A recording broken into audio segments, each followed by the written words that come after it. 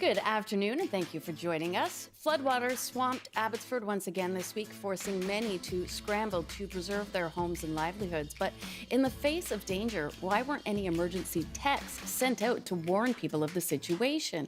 And is it better to give or to receive? And what makes a gift truly memorable? We'll take a look at presenting the best presents this holiday season. I'm Amy Bell, in today for Michelle Elliott, and this is BC Today.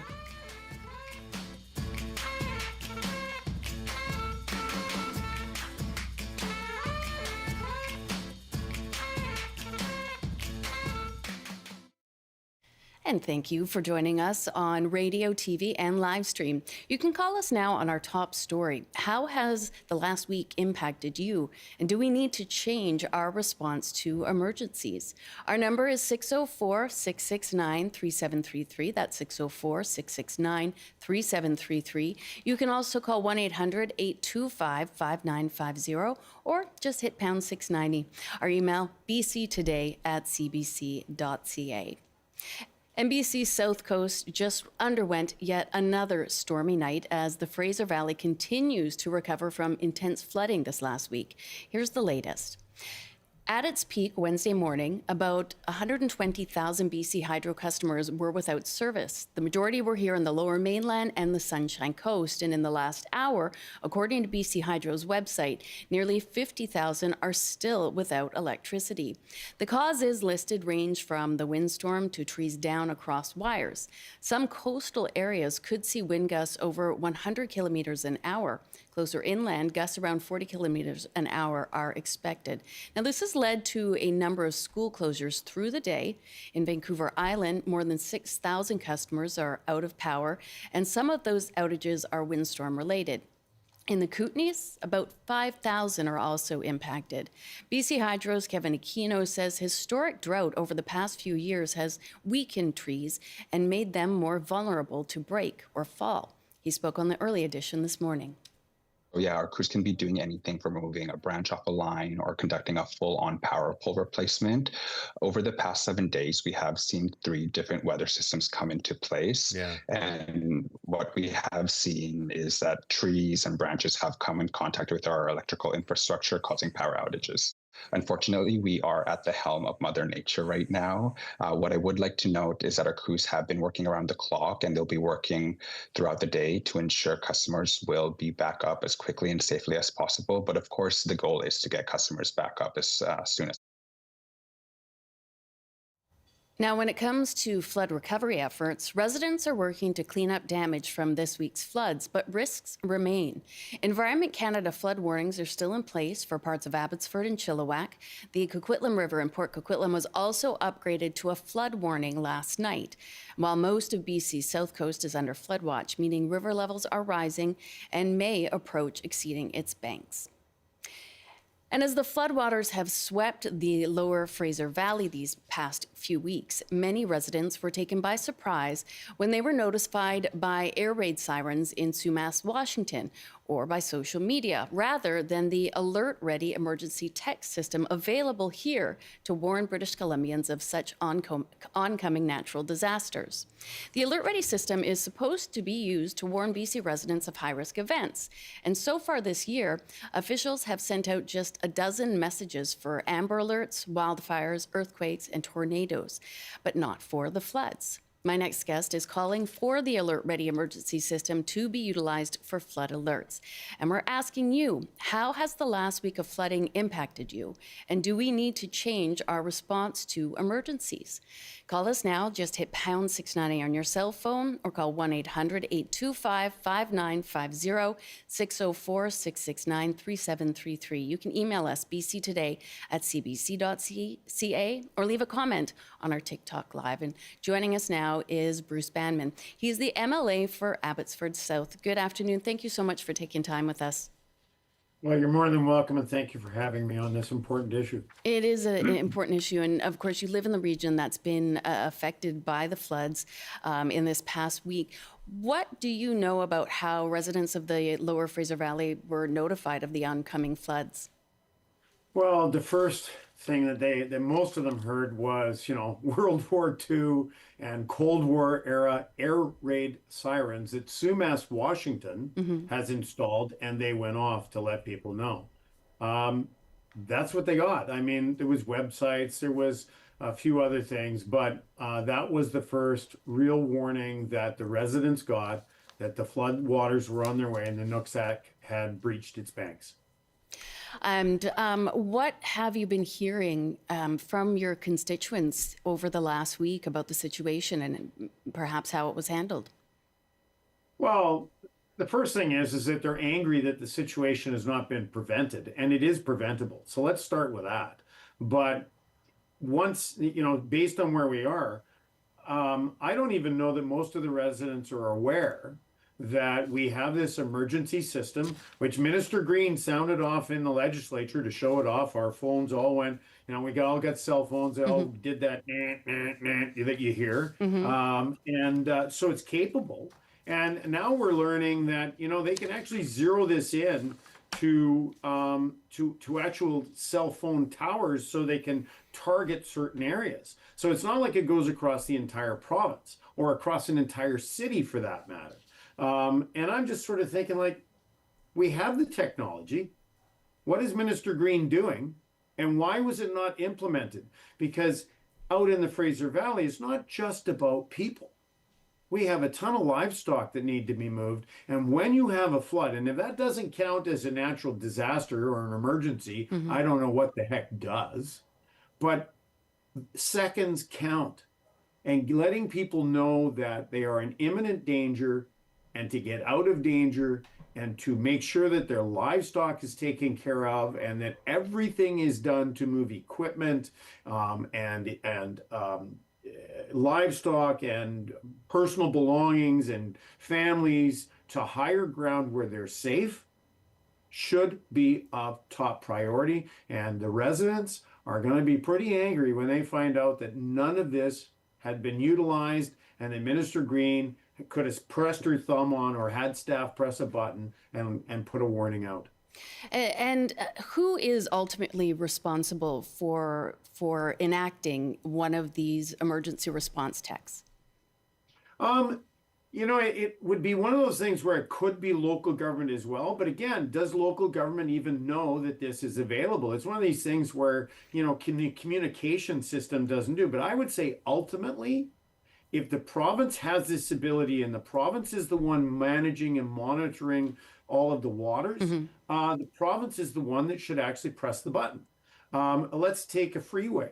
The province runs in the freeways. If a freeway has a slide or is in chance of being flooded, don't wait until people have passed a turnoff and then get stuck in between in no man's land where they can't go forward and can't go back. Let's give people as much time as they possibly can. Alberta's used it quite a few times successfully. Why is it that British Columbia has this technology and is not using it? Minister Green has some answering to do. She was more than happy to take the extra pay bump, but when it comes to making sure that British Columbians are out of danger's way, why are they not utilizing it? Like, it could be used for wildfires. It could be used, we knew that, for instance, after these rains, that there was slides on every single freeway again that we had getting out of the Lower Mainland. Don't make people drive there in their cars and get stuck and run out of fuel. Allow them enough notification that they can actually either take a different route or hunker down where they're safe, where they can be fed. And I believe we do have the technology that with these alerts, we should say, they'll only be sent to you if you are in the impacted area. So if you were driving and were approaching one of these, theoretically, you would get that as you approach the area of closure. It would not go out to everyone. I do want to get a couple of calls in already. We're seeing quite a few. So let's head out now to Ken in Chilliwack. Hi, Ken. How are you doing out there? Well, it started out, what are we going to do in the first 24 hours? And now it's, the first 3 days and next week. So it's the house, our house is uninhabitable right now. The water supply system was taken out. Our driveway was taken out. We had a debris and rock slide, that came down the mountain from above us off Crown land, and then took out our property as well as two neighbors downhill from us. I'm so sorry, Ken. Did you feel you had sort of adequate enough time to prepare for this and sort of mitigate any damage? No, last Wednesday, 10 a.m., I went outside just because the rain kept coming, and we had experienced problems 4 years ago when the massive rains hit. Our culvert was only 20% water coming through it, and by 11:30 there was literally 100 tons of mud that had swept down the mountain and turned our driveway into a river and was on its way down the mountain. Wow. It happened so fast. Once the hill started to liquefy, it was crazy. Ken, thank you so much for calling in. I'm so sorry that you were impacted in that way, and I hope things do improve for you soon. We do have another one as well from Kathleen in Prince Rupert. Hi, Kathleen. Hello. Hi. How do you feel about the emergency response or the emergency alert system here in BC? I can't speak to a lot of it, but the part I would like to speak to is CBC Radio's role in communicating to the public. When Lytton burned, I recall that evening I was listening here in Prince Rupert. Gloria Makarenko was on the radio, and she was having an open line, and she was delivering knowledge. She was delivering information. So we can all know cell towers burn down too. So my suggestion is that CBC takes up the slack. CBC is the lowest common denominator. It is available to everyone. Here in Prince Rupert on a good night, I can get CBC Calgary. I can get 690 AM in Vancouver. And CBC has to be seen as the basic emergency information access, because people, like everybody knows, your cell phone dies, the cell towers burn down, people don't have the internet, but you can turn the radio on in your car, or you can own a little transistor radio and get information that way. And to that end, I realize it's not you guys exactly in Vancouver. It has to do with Canadians' expectations of CBC Radio nationally. So that is the mandate letter that's delivered to the Minister of Heritage and Culture every time a new Prime Minister comes in.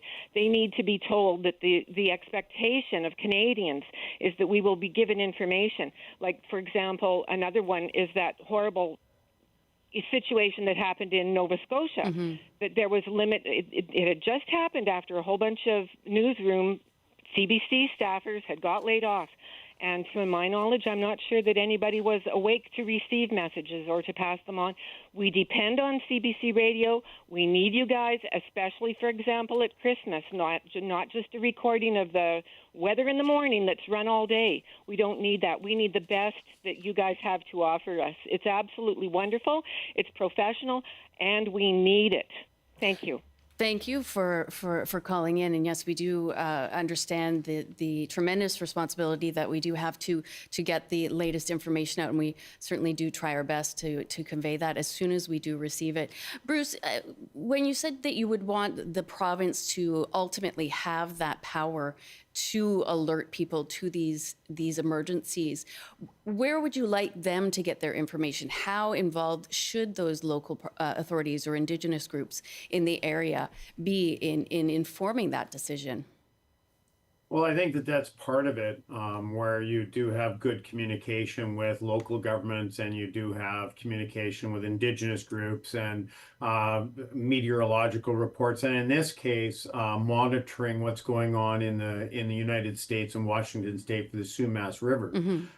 That's all part of it. But as soon as this government knows, like for instance, let's take last night, we had horrendous rains.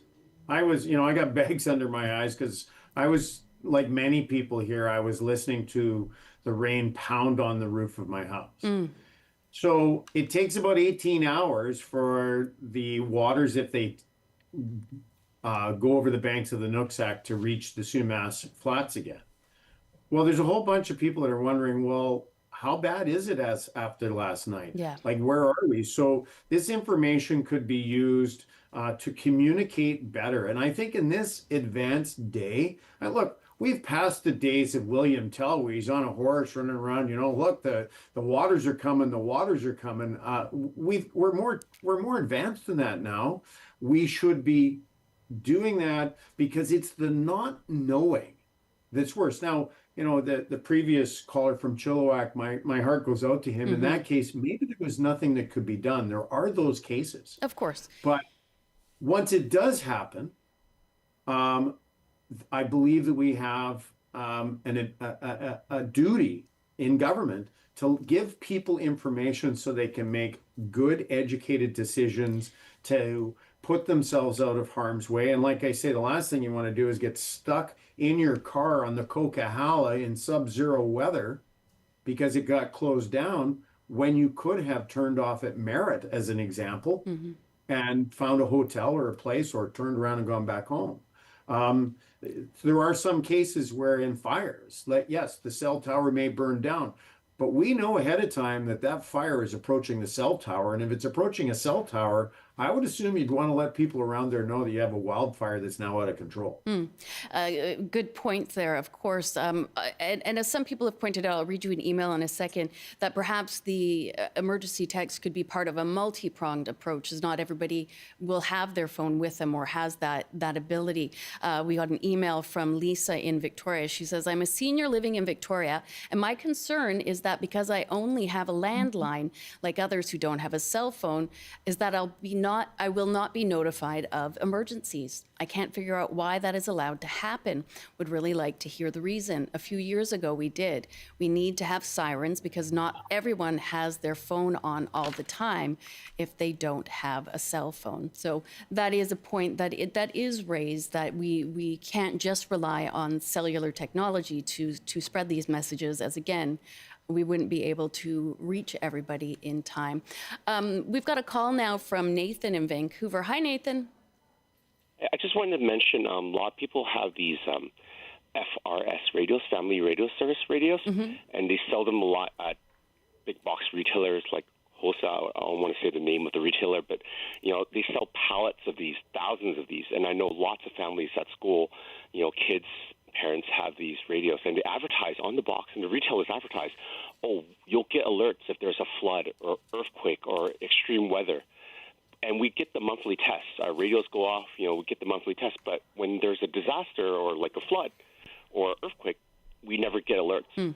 But they advertise it, and I know so many kids and adults that use these radios. Yeah, a light bulb only works if you turn it on. Fair, yes, and I think we just unfortunately lost Nathan there. Bruce, well, he's got a good point. I mean, there are, and with regards to the previous caller that has a landline, well, then I think that most of us have friends that do have cell phones. I would set up, I think we also have to do our own bit, which is to make sure if you have a landline and that's the way you communicate, that you have someone that reaches out to you in a case of an emergency. You can't cover every single scenario, but I'll tell you what, we can do a heck of a lot better than what we're doing right now. BC is behind other provinces, as we've mentioned. In terms of sending out alerts, there have been 72 in the last year in Alberta. Ontario has sent out 230, and Saskatchewan has sent out nearly 400. Why do you think it is that we've only had 12 sent out here in BC? Why such a discrepancy across the country? Sheer incompetence would be my answer. We have a special ministry for this. That's a question you need to ask Minister Green and ask this Premier. The Premier came out here and did a photo op. How about less photo ops and more making sure that your people are safe? There is no good excuse that this Premier and this government have had the fastest growth in civic employees ever, and I can't see that anything's getting better. This is, we have a separate ministry for this. What the heck is Minister Green doing other than taking a big fat jump in her pay? Like, how about you earn it? And I do want to note, Emergency Management Minister Kelly Green did note that residents can always find emergency alerts on the BC government's website. What is your response to that? That's an incompetent response. It's flippant and it's reckless. She has the ability to put up to date like other provinces do. We have this system that she's, like I say, we had it go off. All our cell phones were buzzing in the legislature. Why test it if you're not going to use it. Okay. In 2021, when we had the devastating floods in the Sumas area, there was pushback by then Abbotsford Mayor Henry Braun, who said that the alert system wasn't used because they didn't want to alarm the whole city. What is your response to that, that we might end up seeing some sort of emergency fatigue if people are constantly getting things that don't actually impact them directly? Well, this is where I think, the difference may be, and I can't speak back then, but the difference may be is that the mayor could have been under the response, similar to when an Amber Alert goes out, the entire province is buzzed. Look, I agree, there could be fatigue. But when you're able to, for instance, to zero down to specific cell towers, this could be used even, let's take, for instance, God forbid, if there is a reason to lock down a school. We could let parents know in that area, because they're absolutely frightened to death as to what's going on. We can use localized pinging of cell towers to zero this down into a certain area. It may have been that the mayor was under the impression that the entire city was going to go off and put everybody into a panic. I would say now we know that we can actually take and use the cell phone towers that are in the Sumas Flats. It's a heck of a lot better than World War II air raid sirens. Some people have asked, well, we should have emergency crews going door to door with letters. None of that makes any sense because of the time it takes to type a letter and bang it. Like, it's just not that efficient. Right. And there are ways, if you are in, like the one lady with a landline, and there's certain areas of the province that are the same, that that local network is pretty good. Bruce, I'm so sorry. We are going to have to leave it there. We're right up against the clock for the news, but I really appreciate you taking time with us. That's Bruce Banman, the MLA for Abbotsford South.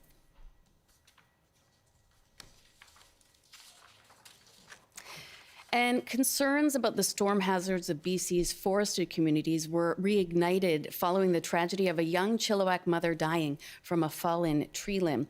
Police say it happened at Island 22 Regional Park on Monday afternoon, and the mother was with her 2 young children when it occurred. Now, a makeshift memorial has appeared at the site, and Environment Canada says winds were especially strong that day. Certified arborist John Martin of JPM Tree Services says water in the ground, along with high wind gusts, can make trees especially vulnerable. When the wind's blowing and the branches are affected, they will snap and break off, and that reduces or makes them smaller. I call it kind of iglooizing. Yeah. If you kind of compact and make the wind sail smaller, then the tree will regain its upright position. So we use a technique called visual tree assessment, and we look for symptoms in the tree that might indicate defects inside that tree. Often for firs, for instance, if you see flat sides to the trees, that's often an area that might have decay. Right. Trees that are leaning, or particularly homeowners notice the tree has started to lean out of position, that can be a big red flashing light. Sometimes you'll literally see an open cavity, sometimes at the base of the tree. Often they can be up 20, 30 feet, and you use binoculars and see the defect that way. Wow. A general rule of thumb in the arboriculture industry is winds over 90 kilometers an hour, you often get quite an uptick in broken branches, half, three-quarter trunk failures, and or complete failures.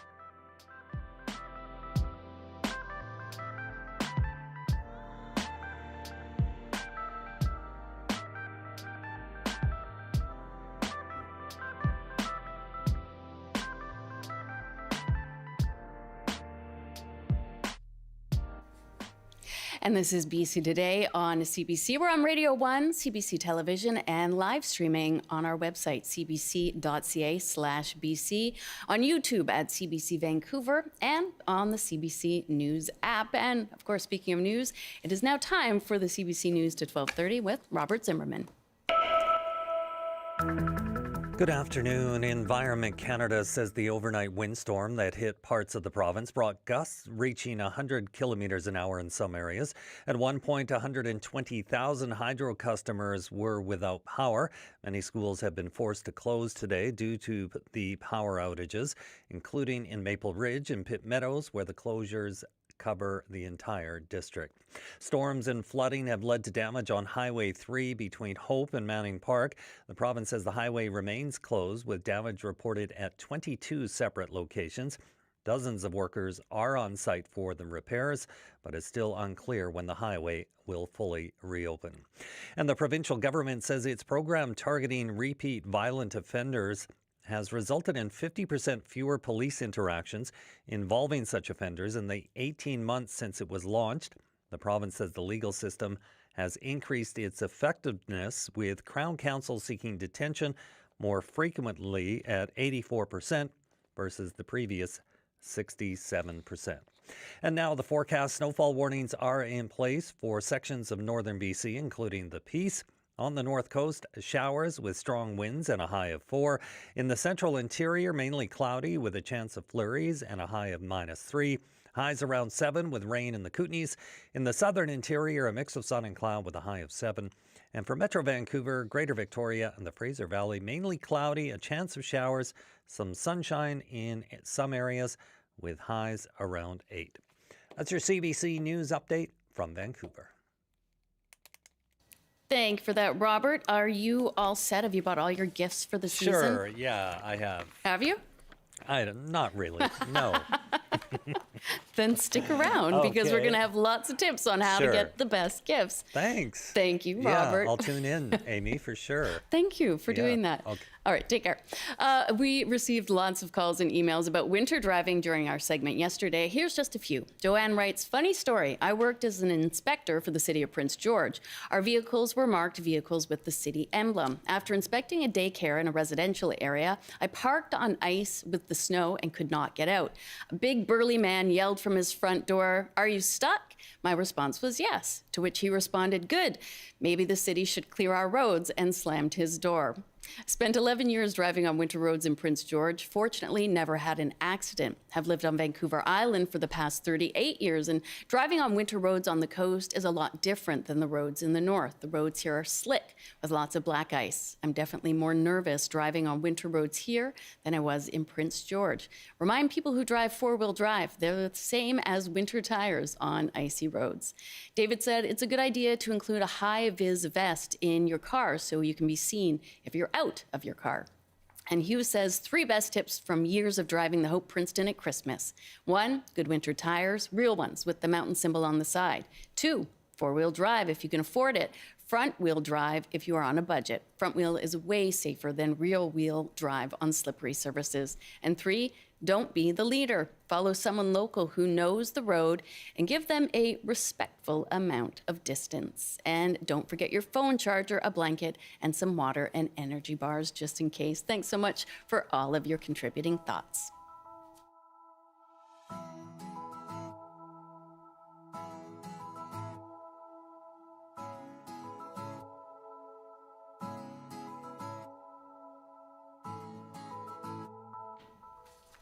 And of course, the holiday season is here, and that means people are buzzing about what they're going to wrap or unwrap this year. And yes, they say that's the thought that counts, but let's be honest, some gifts are unforgettable for all the right reasons and sometimes for all the wrong ones. So from the heartfelt surprises to laugh out loud flops, holiday presents are a tradition we take pretty seriously. So tell us, what was the best gift you've ever received, and what are some of your favorite gifts to give?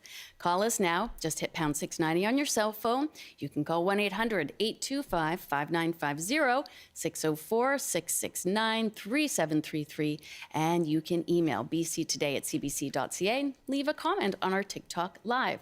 Now, for more on this, we're joined by Lisa Pozin, founder and owner of Giving Gifts. Lisa, thanks so much for coming in with us. Yay. I figured Thanks for you'd be having me. the expert to get to. You have 2 brick and mortar stores here in Vancouver. I do. One on Main and one in Kitts. But you also have your online shops. Yeah. How did you get into gift giving as your career? Yeah, it's funny that that's my job. I guess I've always loved giving gifts. I've always cared about what I give to people and the thought and intention behind them. Yeah. I've always wanted a store, and started online 15 years ago and wanted to just do a curated selection of really great gifts What would you say are some of the most popular gifts that you have at your store? I would say this time of year, anything. I love anything with a theme. Okay. So if you know someone loves something, then if you can come in and find something that's on that theme, they're a cat lover, a sheep lover, something like that. That's always nice.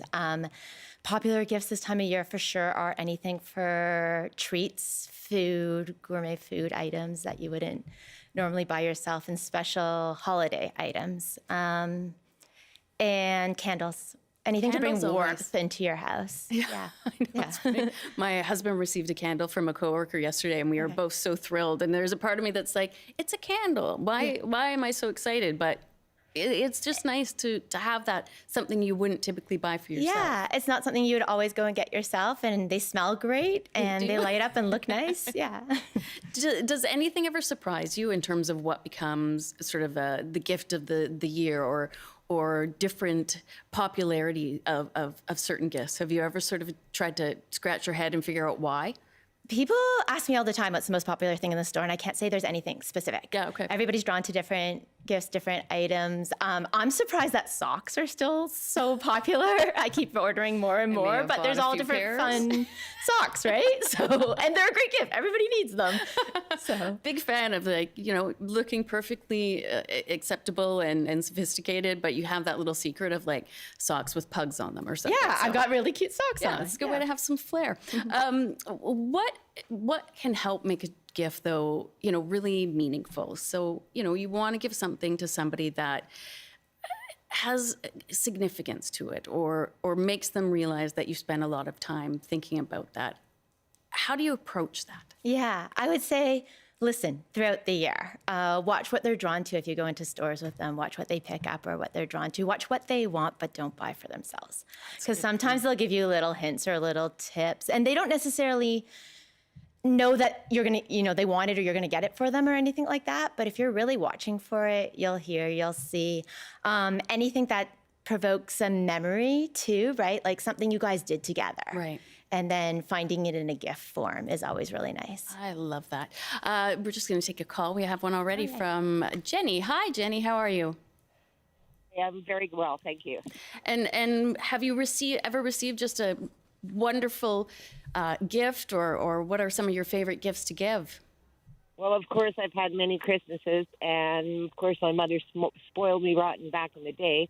But I just wanted to mention that right now I've just received a wonderful gift, and it was I go to the food bank here in Ladysmith because I'm a senior on fixed income, and they just gave me a food voucher card for a lot of money, and it was way more than it was last year, so I appreciate that for inflation and all. But I just wanted to just say thank you to people that donate to food banks, and if you can donate to food banks, that'd be lovely, because this is such a present for me. Like, now I can go out and I can actually get myself something nice. So that's my comment, and I just want everybody to know thank you so much from a recipient of that beautiful gift. Oh, Jenny, thank you so much for sharing that with us, and I'm glad that helped to make the year a bit more special for you. And, Lisa, it has been a difficult year for so many people, and budgets are really in focus. And I know a lot of people struggle with that when they are looking to give gifts. They may not be able to afford what they truly want to give something, or they really want to help somebody that is struggling. How do we approach that area of gift giving? Yeah, I would say don't put so much pressure on yourself. Like, it's really nice to give gifts. I prefer giving gifts than receiving gifts, but don't put so much pressure on yourself, and don't have an expectation or a standard that you feel like you need to live up to just because everyone else around you is doing that, or you feel like that's the time of year. I don't love when people overspend, and then you're going to feel guilty and bad about it afterwards. Right. So keep that in mind, and really thoughtful gifts can be small, and cards are beautiful too. Even some thought with a beautiful card is sometimes even nicer. It will get a more meaningful reaction than a gift. Well, and it's somebody sharing their thoughts with you sometimes, and realizing how much you mean to them, that it sounds corny, but that truly is the greatest gift. Yeah. In terms of storytelling, how I've received some gifts that I'm completely boggled by until somebody explains the relevance. How important is it to sometimes explain why you gave a certain gift to somebody? Yeah, I think sometimes we get funny gifts and hilarious stuff and things that are totally random, like, right? You're like, what's going on? Yeah, I think an explanation is always needed. Don't assume. Yeah, that the person knows or can make the connection, and sometimes it's fun just to give something completely ridiculous. Yeah. Right? And funny and something that will just get a laugh. Like life is serious. Sometimes a really funny, wacky gift is, Yeah, can get a sometimes great reaction. a gag gift can actually be good. I always struggle with what do you get somebody that, literally has everything, that treats themselves or says, when you ask them for tips, they're like, don't get me anything. I've got everything. How do you honor that? Do you go risk it and try to get them something else? If you're asking me, I totally ignore it. I think that assume. anybody who says they have everything or gets themselves everything they want, really everybody appreciates a thoughtful gift or something cute or fun. So in that case, I would say something simple and fun, or something they can eat, or something that smells good, right? Yeah. Or something they could use to pamper themselves that, some people buy everything for themselves, but not necessarily. There's so much more, or something new they haven't seen before.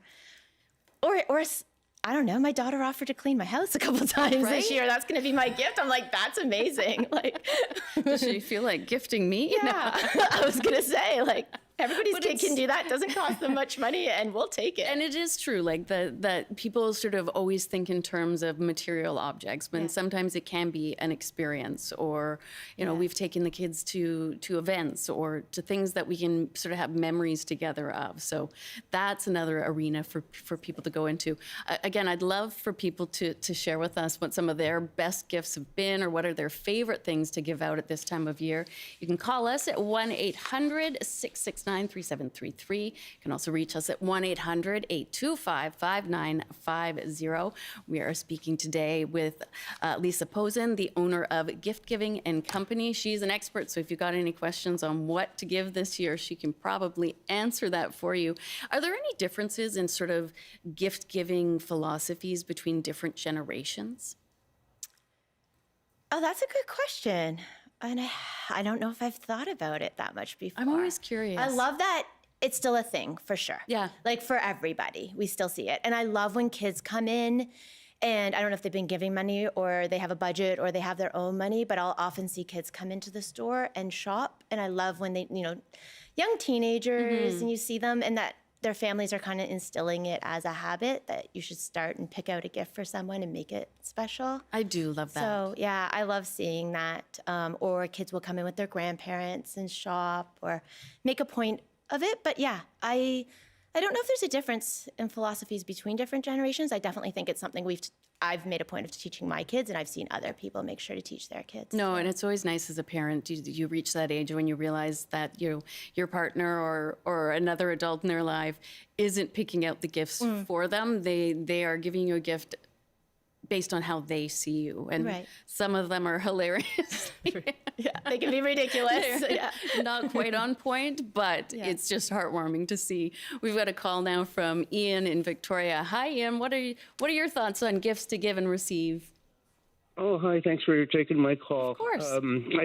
The idea I've got isn't, well, it's perhaps not so romantic, but it is very, very practical. And I think, especially these days of budget problems, are gift cards.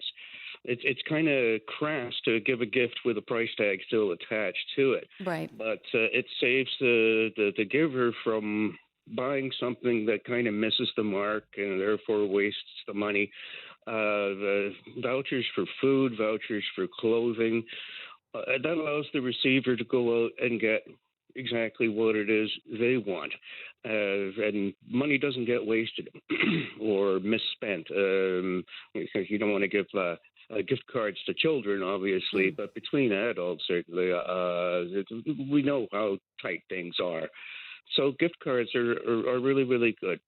Well, thank you for that recommendation, Ian. And I'm sure in your line of work as well, you've seen your fair share of of gift cards. I know Sure. some people feel that that's copping out or it's impersonal, but what are your thoughts on gift cards? Yeah, I don't mind gift cards at all. I think they're great, especially if you know a store. Well, my store is easy because we sell all sorts of gifts. So it's, someone's going to come in One-stop throughout shop. the year. It's going to be easy option. But if you know someone loves this particular store and they're going to shop there all the time anyway, or it's something that really they can go and treat themselves and find something special there, I think gift cards are great. Yeah. For sure. As long as it's easy, right? Like you're not making them go out of their way or try really hard, or it doesn't create more work or more effort. But I think, That is cards are key. great. Sometimes people with the best intentions will give you a gift card that And then you you have to never be in use another it. city to Yeah. use, or you're never going to be able to implement it. So that's true. And I think too, as you mentioned, sometimes for people, just a gift card that would help them perhaps make the holiday more special for their families. And we certainly know that there are a lot of families that are needing extra help this year. I'm always curious too, in terms of social media, how does that impact what people are asking for or looking for? There always seem to be these things that gain popularity, and especially if you have, say teenagers or young adults, that's what they've decided they have to get this year. Right. How does that change sort of the gift giving dynamic? It does, for sure. Yeah, we're definitely influenced by what we see on social media. I've definitely bought stuff I found that's advertised to me on Instagram that I didn't know I needed, right? All of a sudden I need it, and it's the perfect gift for someone. Very true. Yeah, it's definitely is. Shower steamers took off last year, and they're still really great this year. And I think a lot of that is social media, and everyone takes showers, and they're a great gift to have. Or we'll see people walk in and they want a specific thing that they saw somebody speak about or post about. So it definitely influences things, and we've seen that direction from kids for sure, that a toy will take off, right? Because every kid needs to have that toy, and it sells out and you can't even get it. Oh, I know. Yeah, it's like the Cabbage Patch craze of the 80s. There was an Elmo's wasn't there a talking Elmo thing at one point? Tickle me Elmo. Yeah. Oh, that was it. Perfect. Yeah. I know that you carry a lot of gifts, a lot of merchandise from local artists. We do. How does that sort of play into gift giving? Is that something that, a lot of people think of, that they want to buy and shop locally? Is this gaining in popularity? Yeah. A lot of people really prioritize it, and definitely appreciate those people who do. Yeah.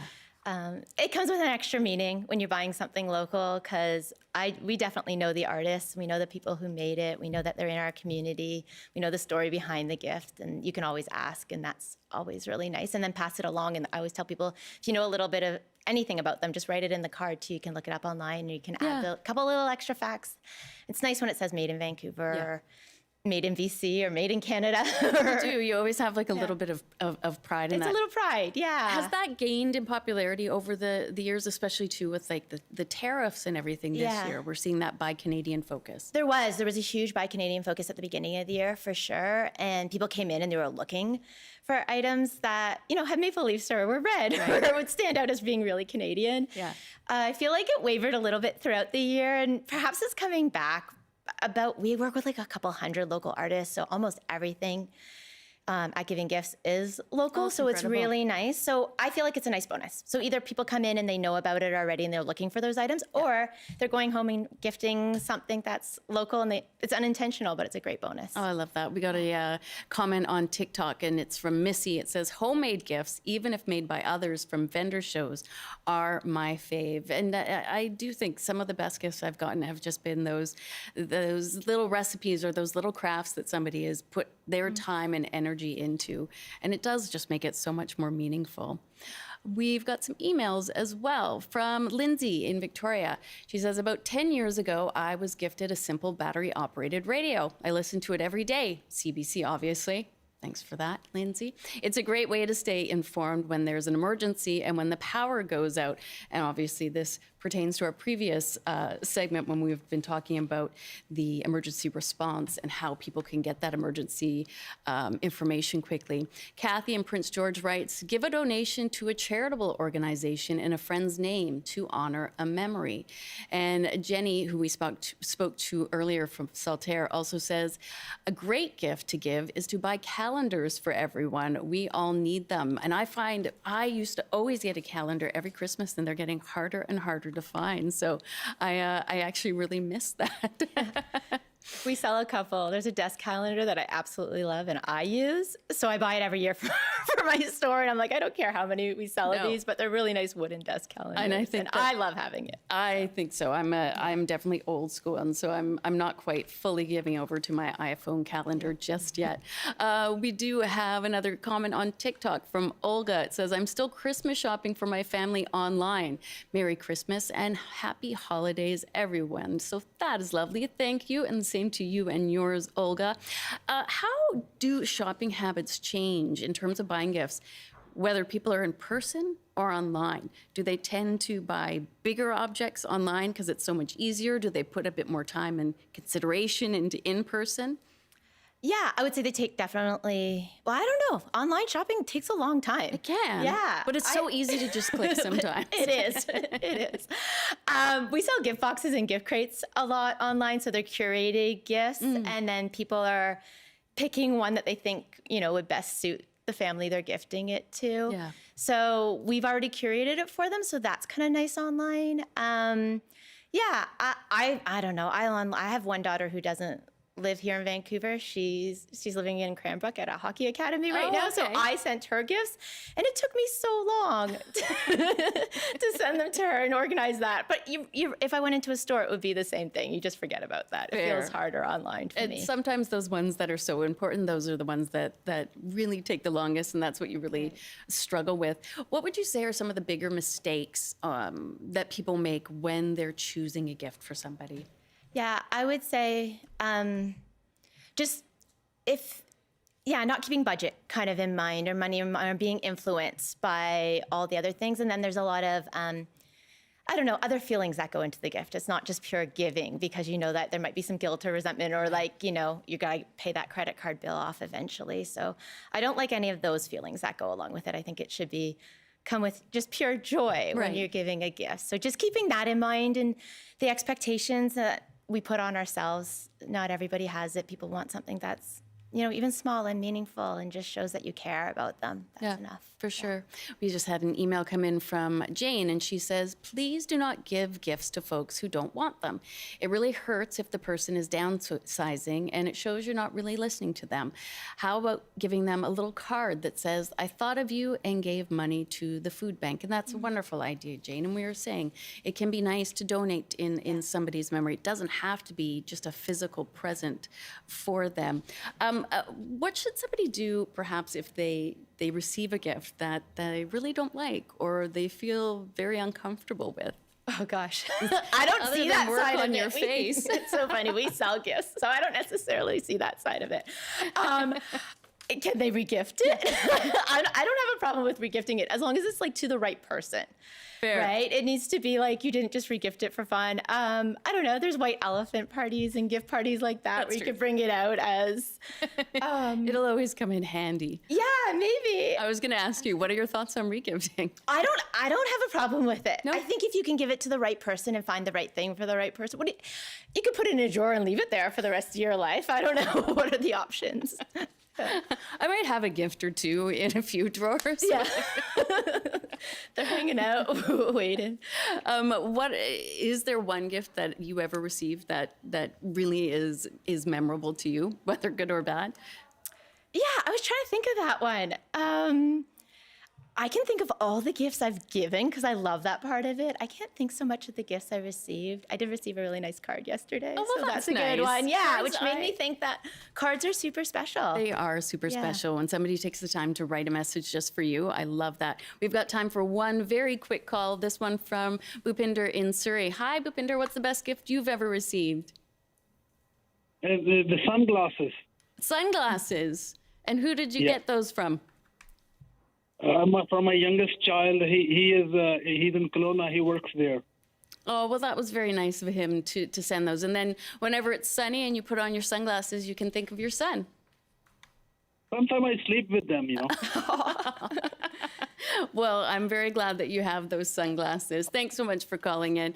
And Lisa, thank you so much for coming in. That segment was a delight. And I think I've actually got some pretty good gift ideas now. Awesome. And it's always the thought that counts. It really is. It is. Yeah. It's so much fun giving, right? It's in the giving. And when you know you got that perfect gift for somebody, that is a high that just can't be beat. So Happy gift giving and receiving this year, everybody. That was Lisa Pozin, the owner of Gift Giving and Company.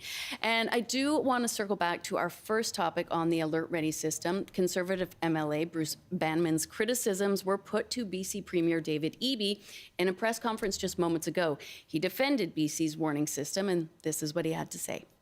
MLA Bruce Banman has been critical, saying that people in the Sumas Valley should not have to rely on air raid sirens from Washington to warn them about coming floods.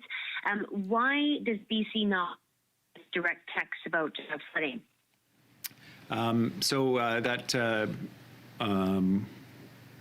I mean, maybe it's helpful to just take a step back. We had significant advance warning about this, both the impacts of the weather system and the rising waters in Washington state because of increased cooperation and investment in river monitoring done by both British Columbia and Washington state in cooperation. With that significant advance window that we had a very different outcome this time than we did in 2021. Part of that was early warnings to farmers and other affected people in the community that enabled them to move livestock. One of the farmers I met with yesterday talked about moving the cows from his farm over to his cousin's farm, that he had the time to do that because of the early warning. Obviously, still problematic for him, but at least he was able to move some of his livestock and minimize some of the impacts. And so the suggestion that people didn't get warnings or didn't get early warnings is not correct. And that was, of course, Premier David Eby speaking today, just moments ago, at a press conference about the emergency alert system. Now, that is our show for today. I thank you all for calling in and joining the discussion. You can always email us, bctoday@cbc.ca. Now, tomorrow afternoon on our show, we are going to be talking about the best holiday movies. So I want you to get your suggestions in now. You can email us, bctoday@cbc.ca. That's for tomorrow afternoon, when we'll be joined by a writer for Hallmark Christmas movies to talk about what makes the best holiday movies.